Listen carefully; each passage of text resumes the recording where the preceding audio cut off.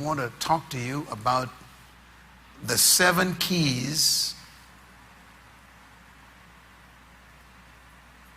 to planning and change. Put it another way, we want to talk about understanding strategic thinking.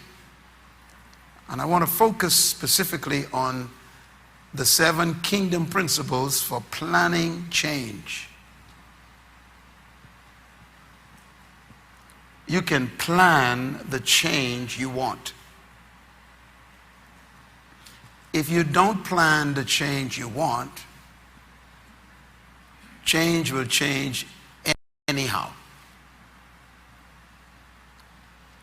So our goal is to understand the priority of planning so that we can understand how to design the future. The future can be designed by you.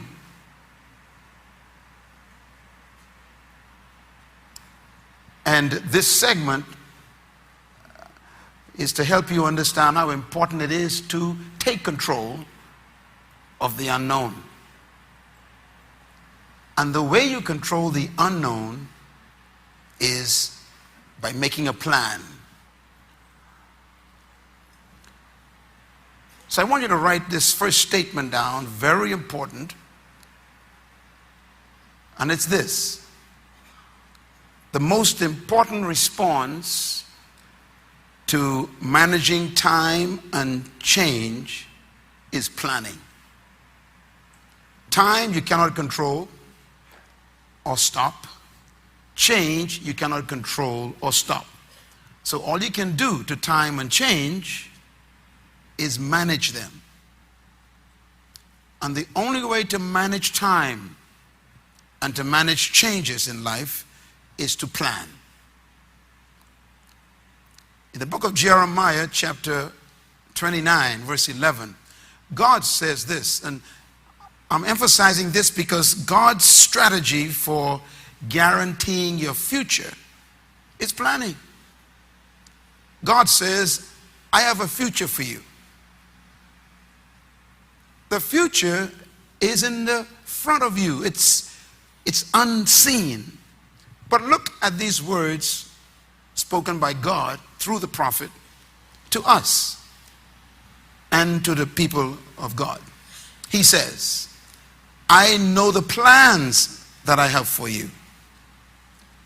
Plans, declares the Lord, for your welfare. That means to prosper you. And plans not for calamity. That means not to harm you. But my plans are to do what? I can't hear you. Give you a future. In other words, plans can design the kind of future you want. The future is coming anyhow. But you can dictate what kind of future you would have. And God says that plan gives you hope. And so God himself is a planner. It is his plan that gives you hope.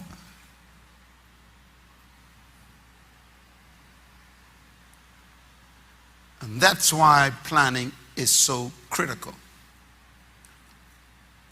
I want to tell you and confess to you what my motivation is over the years, especially this year for you. I have a deep love for you because I know what this season is going to be like.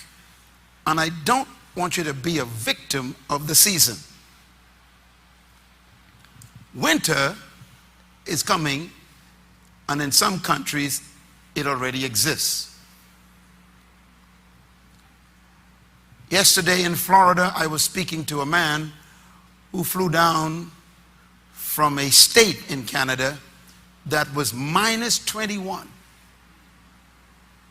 Fahrenheit. And I said to him, at least I know one place where God does not live. And he was so happy to be in Florida, to be at the conference, to receive. And he said, when the winter changes in that part of Canada, we have to change.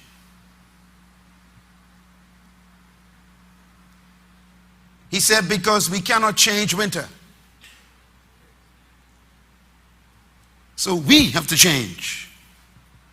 We have to change our clothing, the type of shoe we wear, the amount of underwear we put on. We cover our heads. We even cover our mouths, he said, because it's so cold, if you breathe, your breath will freeze. He said, winter has no respect for us. When change comes, you plan for it. How did they plan for it? They bought some warm clothing. They paid for extra clothing. They changed their environment themselves. But here's my motivation for teaching you with such passion this year, and this is very important. When planning for a year, plant a corn. When planning for a decade, plant a tree. But when planning for a life, train and educate people. And that is what we are about in this ministry. I don't want to train you for a week. I want to give you equipment for the rest of your life. And that's why we focus so much on helping you to understand principles. Because change will happen with you or without you. Here's the reality of change. The only stability and security you have in life is change.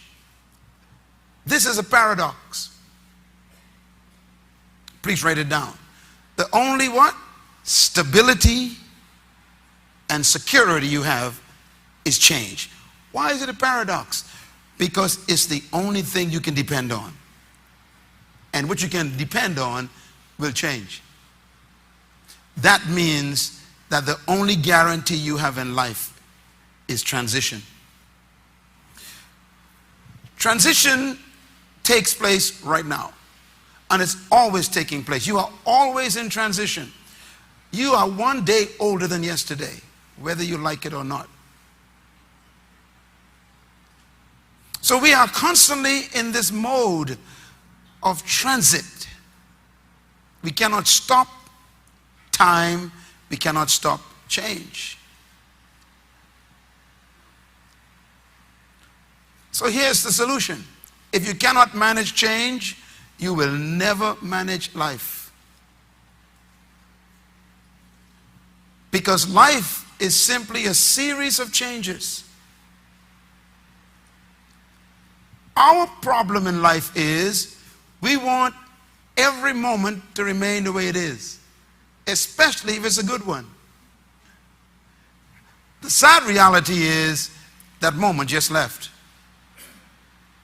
So life is simply the ability to manage a series of changes constantly. Because change keeps changing.